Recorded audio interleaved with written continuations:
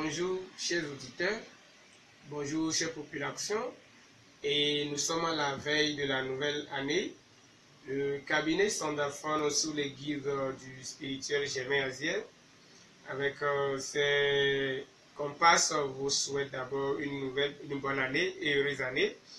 Maintenant, qu'est-ce qu'on appelle bonne et heureuse année? Parce que vous savez, avant de souhaiter heureuse année à quelqu'un, il faut savoir que soi-même d'abord, on véhicule une énergie qui nous donne déjà cette joie intérieure, parce que c'est la joie qu'on a à l'intérieur, c'est ce qu'on a en nous, qu'on peut donner aux autres.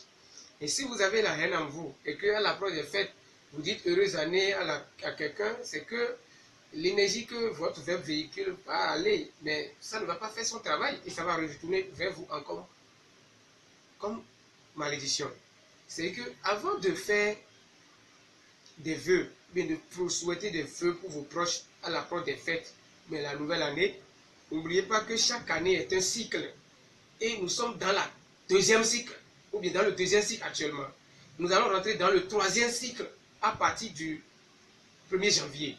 Il est vrai que selon les calculs mystiques, et bien selon l'ordre en temps normal de la Kabbale, ce n'est pas le janvier qui est le commencement de l'année.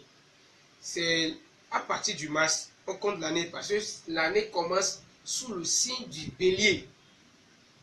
Mais comme il y a les calendriers grégoriens, romains, les trucs, bon, on commence l'année en janvier. Mais bon, bref, à l'approche de chaque fête ou bien de la nouvelle année, essayez de faire un retour à l'intérieur pour libérer en vous tout ce qui n'est pas en adéquation avec l'harmonie céleste. C'est-à-dire qu'en vous, vous avez la cupidité, l'envie, la jalousie, la haine, l'avarie, la gourmandise. Essayez de demander à l'ange Yazel de vous libérer, libérer de tout ce qui vous rend prisonnier, parce que tout cette philénie nous rend prisonniers à l'intérieur et qu'on doit libérer pour avoir la bénédiction, la grâce divine. Bon, vous ne pouvez pas souhaiter une heureuse année pour quelqu'un si en vous-même, il y a cette partie obscure en vous que vous n'avez pas encore corrigée, éliminée. C'est pourquoi chaque année, fin d'année, nous devons faire des bilans. Les bilans pour, qu'est-ce que j'ai fait de bon dans l'année? Qu'est-ce que j'ai fait de mauvais? Quel progrès j'ai fait dans l'année? Qu'est-ce que j'ai réussi dans l'année? Qu'est-ce que j'ai pas pu réussir? Vous allez faire tous ces bilans.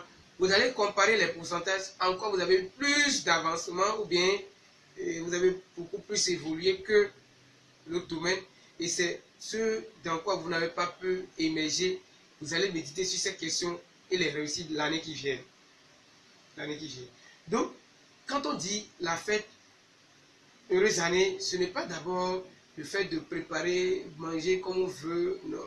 Parce qu'il est dit, il faut manger pour vivre et non vivre pour manger. Parce qu'à l'approche des fêtes, il y a d'autres qui veulent vivre pour manger.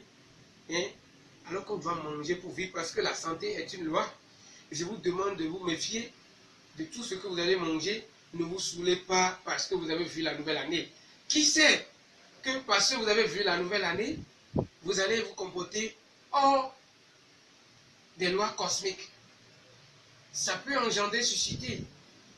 Ça peut susciter des comportements, bien des actions, bien des réactions qui vont peut-être vous rendre encore malheureuse en voulant rentrer dans la nouvelle année. Donc, je vous souhaite la prudence, la discrétion et beaucoup de méditation. Parce que c'est l'année de bilan. Le chiffre 3, c'est une année où vous devez faire des bilans et travailler beaucoup pour épurer vos karmas et créer l'harmonie. Parce que c'est l'année de la thèse, l'antithèse et de la synthèse. C'est la triade supérieure, la trinité sacrée. Donc on doit travailler en harmonie et on doit se mettre au service des autres, c'est-à-dire l'année du sacrifice.